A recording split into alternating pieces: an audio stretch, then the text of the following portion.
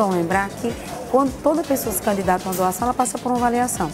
Então, primeiro ela passa por uma avaliação que vai observar as condições dela de saúde, para que ela possa doar sem se prejudicar. A partir de amanhã, mesmo sendo feriado, nós vamos estar atendendo normalmente. Das 7h15 às 18h30, as pessoas podem comparecer, lembrando que elas devem comparecer com documento oficial com foto e alimentadas. Existe primeiro uma comodidade que é o agendamento no horário da tarde. Ele pode ligar para o 0800 081 1535 e ele vai poder agendar a doação dele. Por aquele que tem uma doação no período de um ano, pelo menos a cada ano, a cada 12 meses, se ele realiza uma doação, ele tem direito a uma folga por ano. Da importância desse gesto, que cada um de nós podemos fazer um gesto como esse, solidário, comparecer ao Hemocentro e realizar uma doação. Então fica o convite, compareça e realize a sua doação de sangue aqui no Hemop.